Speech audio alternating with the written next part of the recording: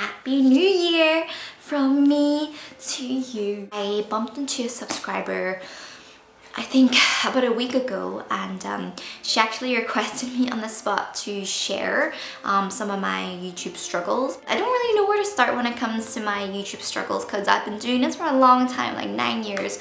So the struggles back then to now, I will be covering. The heads up, I'm just going to be a simple everyday makeup because I get carried away talking a lot and I usually don't do a good job talking while I'm doing my makeup. So I figure simplicity is better. Oh, hold on, butt's itchy.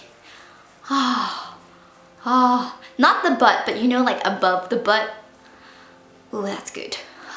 Wash my hands. I don't know if 2016 has been, you know, a great year for you or not, but hopefully it's a year, you know, you learn a lot about yourself. 2016 was a great year for me.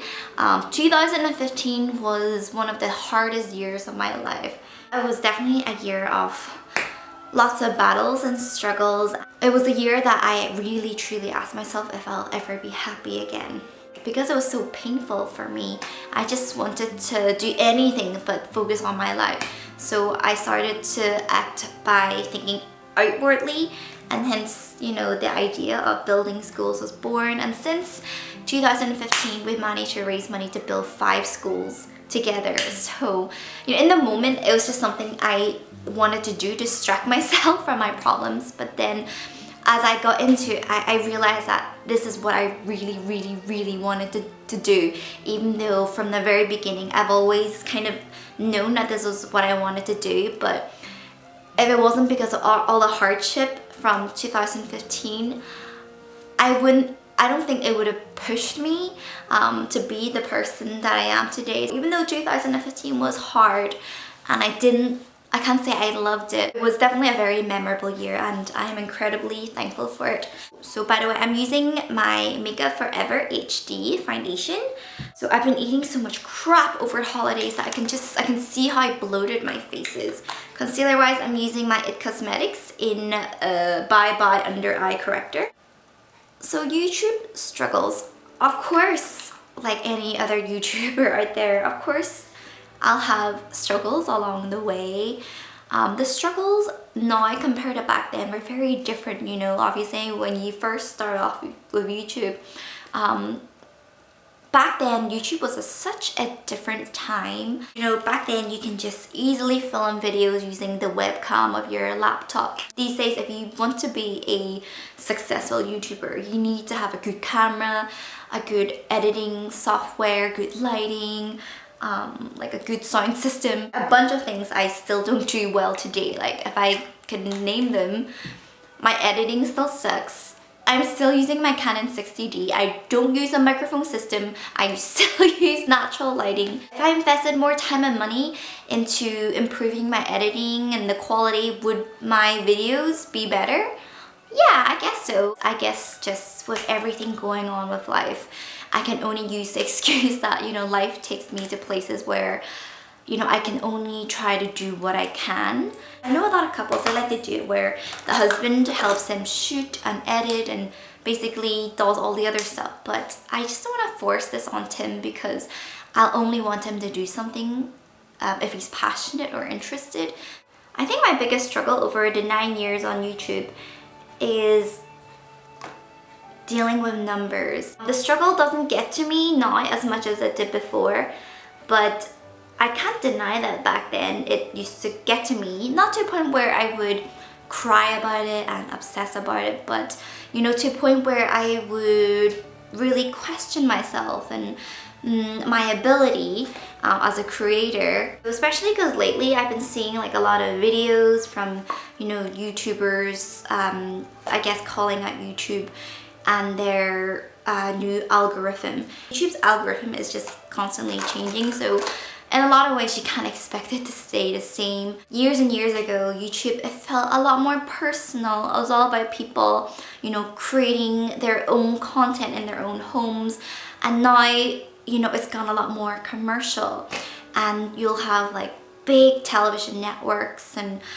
broadcasting companies, even they would upload their content in there now, more so than people watching on TV. A few years ago, I could actually tell you the day my views dropped overnight drastically, and at the moment I couldn't figure out what was wrong.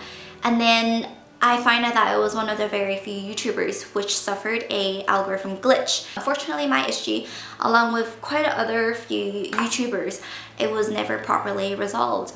You know, your livelihood really does depend on these views, and it can be very disheartening to see that your views you're getting in your videos, you know, when it's not in proportion with your subscribers. So in the moment then, I could only think, oh, you know, what happened? Is it something that I did? So at the time it seemed really strange, but you know, I never really liked to focus so much on numbers anyway, because I just knew that as long as I get sucked in, it would take away the whole fun and joy out of what I do.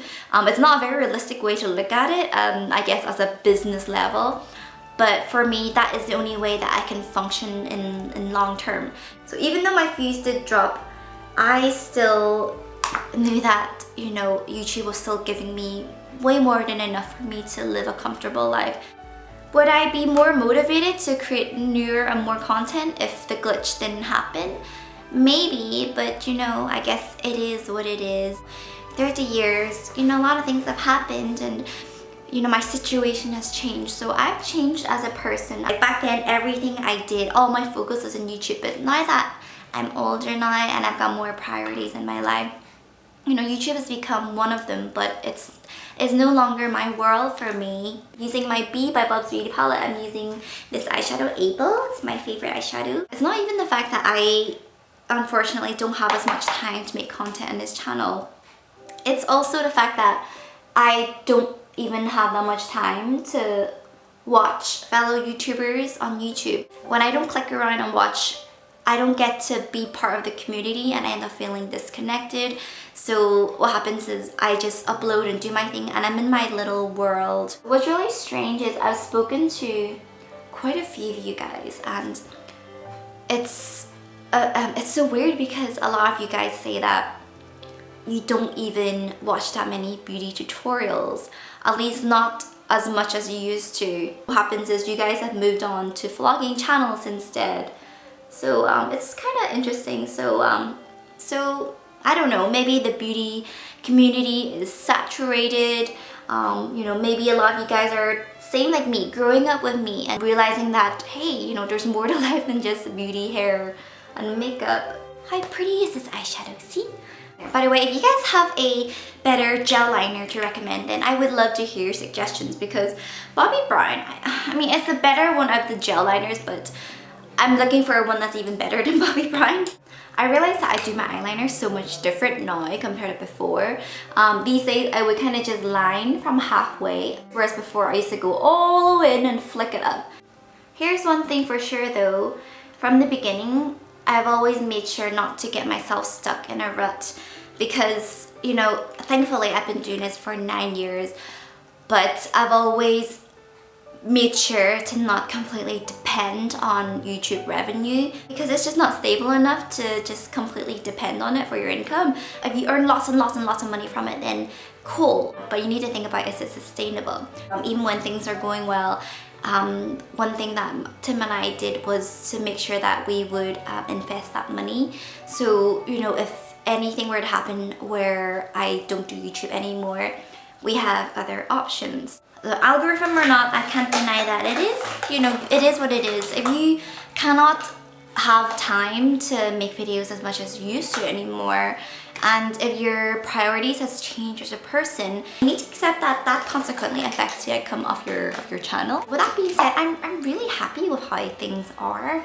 You know, I feel like I'm in a part of my life where at the moment I seem to be juggling everything okay. I feel like, you know what, there's more to life than YouTube. YouTube is fun, and I'm always so glad that, you know, I can always come here and talk to you guys and share my thoughts and everything that I'm learning. It doesn't mean that I can't go out there and start something on my own at the same time.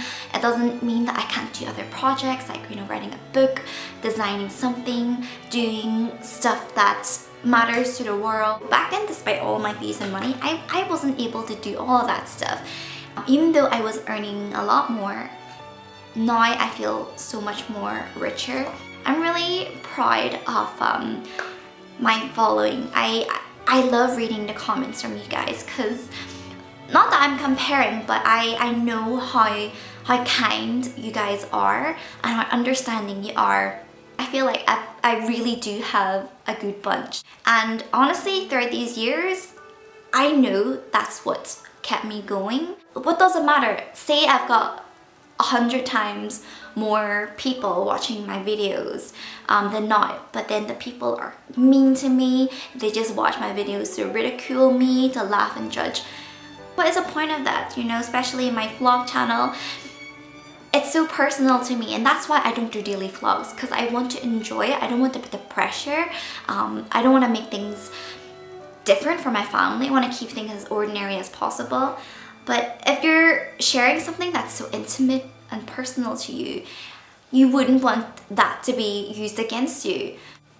If you're earning a lot of money and you feel empty inside, then are you really rich? Frankly, there's just so much more to life than numbers, than fame, than money, you know? Like, do you know what makes me feel rich? When I'm able to read a good book, when I'm able to talk, and when I'm able to see people who mean a lot to me. There was a point in my life where I wasn't a good friend.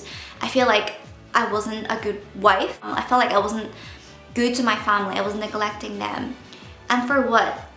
So I could sit in front of my computer. I remember back then when I was managed by WME, which sounds great on paper. I remember at the time my agent said to me, like, you're either growing or dying. And when I first heard that, like, that thought scared me. For years it haunted me. And I spent a period of my time just trying my best to just, I guess, to keep growing. But then I realized that your impact is more than stats. Whether you have 100 or 1,000 or 1,000,000 subscribers, your words, they have much more impact than you think. And if you can change, I say one, but let's be honest, it's gonna be more. But if you can change one person's life for the better, then your channel has been worthwhile. So I guess from a really long time ago, I stopped comparing, guys. I stopped being so obsessed with YouTube. Like, in a lot of ways, YouTube has saved me in so many places. But I'm not gonna be a slave to YouTube.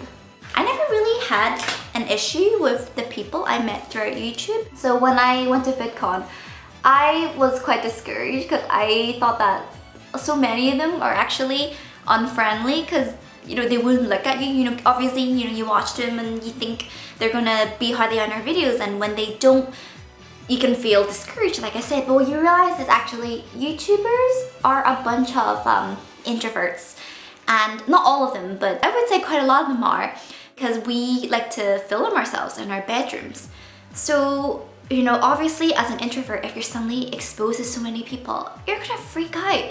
And that's why people always say that, oh, how come it's always YouTubers that deal with anxiety? Because they're used to just being in their own bubble.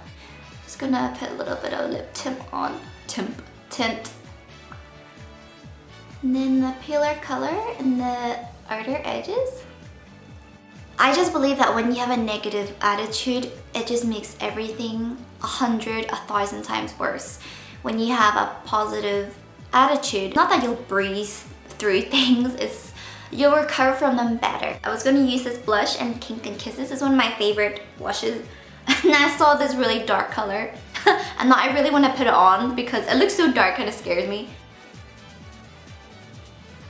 Subscriptions, deleted or not whatsoever, algorithm, I'm always going to be thankful for YouTube, because without it I wouldn't be having the life that I'm having today. I wouldn't have met so many of you guys. I wouldn't be able to experience and learn all those things that I learned today, so I'm really thankful. It's been a really great journey, and I'm going to enjoy the ride, and I've shared a lot of the biggest chapters of my life with you guys, so thank you so much for keeping up with me. So I'm all changed and ready to do my hair, but I feel like at this point I'm just gonna leave it. So I will embrace the natural waves and kinks of my hair today. Let me know if there's any other topics you would like me to talk about in our next heart-to-heart video, and I will talk to you soon.